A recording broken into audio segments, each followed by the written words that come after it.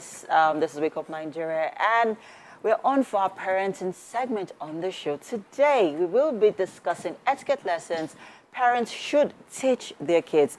And this is, of course, we'll be having this discussion with Damilola Ogunremi, an etiquette expert and image consultant. She's also the author of For Moms, Golden Guidelines for Raising Excellent Kids, a book that offers mothers advice on how to raise well-behaved and emotionally responsible children. You are welcome. How are you doing today? Very well. All right, so let's get right into it. Etiquette lessons. So, first off, at what age, before you answer that, what are etiquettes? Okay. Etiquette, it can be defined as characteristics that involves appropriate character that you need in all contexts, in all arenas of life. When you have them, it beefs up your reputation. Okay. So etiquette is just that, appropriate behaviors. Now let's look at what age do you start to imbibe these etiquettes in your kids? Okay. As soon as a child can stretch their hand to ask for something, Mommy, I want biscuit. Mommy, water. Then you start teaching them etiquette. You start telling them this way, not this way. What is etiquette, as we rightly said? Behavior, appropriate behavior. So you start early. Okay. Now let's look at some appropriate behaviors. I know that you have quite a long list of behaviors, but today we're narrowing down on the negative behaviors that children learn from their parents unconsciously that they need to pay attention to and correct. So you want to talk about a few of these behaviors? Okay, some that I've seen is allowing children to see themselves as friends with you, as your peers. You understand me? That's one. Then allowing children to hate you and just let them get away. Allowing children to talk over you when you are talking. Allowing children to talk back at you. These are inappropriate behavior that some parents allow their children to get away with. Okay. When you say get away with, we're at that point where, I mean, there's been that debate about old parenting and new parenting. You know, there's people say that there's a huge gap between the 21st century parenting and the parenting that we are used to. So the parenting that we're used to is if a child misbehaves, you spank the child. Yes. New 21st century parenting is, oh, you talk to the child, you sit down, you communicate, you talk to the child. But then there's also that gap where even parents do not have enough time to have some of this, lessons with their children. How do we make up for some of those lapses? Well, this is what I always say. You said time is a factor here. It's a challenge, rather. Will you always be busy? No. There are times that you'll be free. You can create time on your calendar to be with your children. I mean, if it's 15 minutes a day that you can spend with your children, make sure that you impart some things. I mean, some knowledge, some character, good character to them. Watch them, because if you don't stay with them, how would you even know how they're behaving? Yeah. How would you know whether they've gotten out of hands or they're staying in order? So you should always create time. I mean, it's not an excuse. What are you working for? You're working for those children, right? So what would be your gain in the end if what you're working for, you're not even raising them properly? Okay. So, now, some of those negative behaviors that you highlighted earlier on as a parent, you have noticed this in your child. Maybe it's something that they must have picked up on that you have done. How do you correct it? Sometimes it's not even your fault. It's something they pick from outside. They go to school, they play with kids in the neighborhood.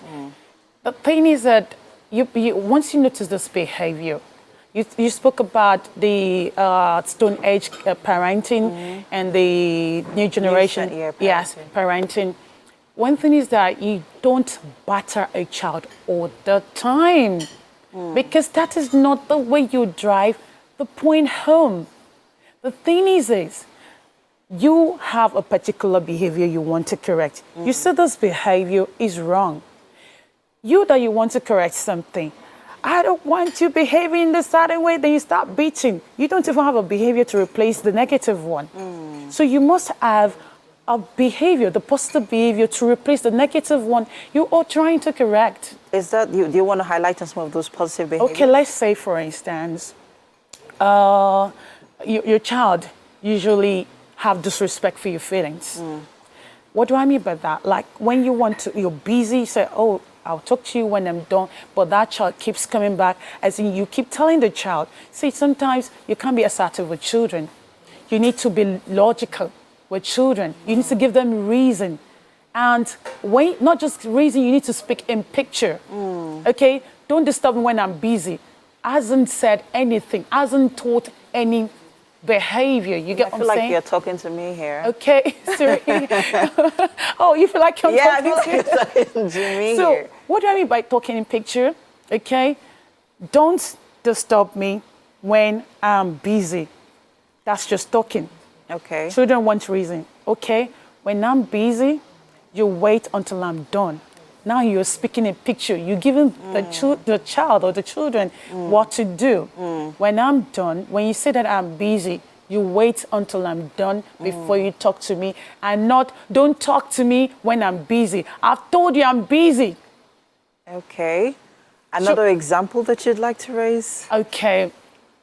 So that, okay, let me create a scenario for you, right? Okay, Because this happened recently. So I had a visitor over, and I would always tell the girls that, so when I'm on the phone, do not interrupt mommy. When I'm with a visitor, or when I'm even talking to your dad, do not interrupt me.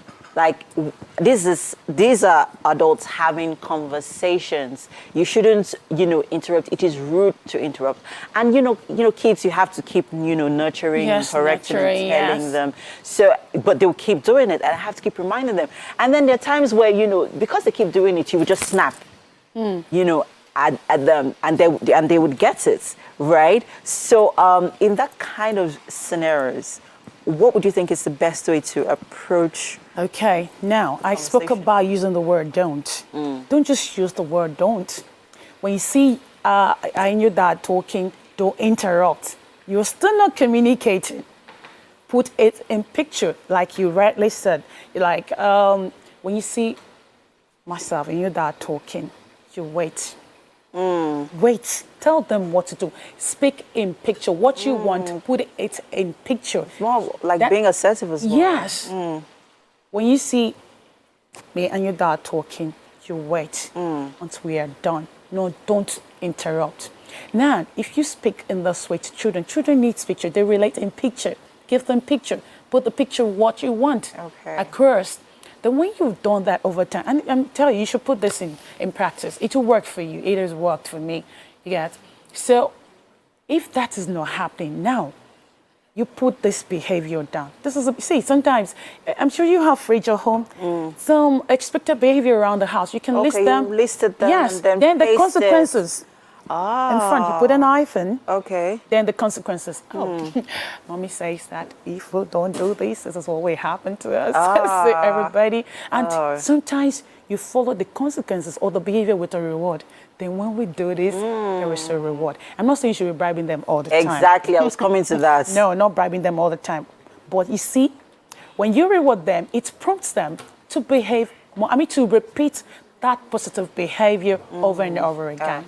Thank you so much. I have learned a lot from this conversation, to be honest. Welcome. And I know that we are going to continue, the conversation. I think the focus is going to be on horrible things that we do. Horrible things, mistakes, and horrible things that we say to the children that we shouldn't say. Then we also look at horrible things that children say to us that we shouldn't. We'll continue that conversation, of course, next week. Thank you for being here. Thank you for having me. And I hope you watching at home have learned something from this conversation.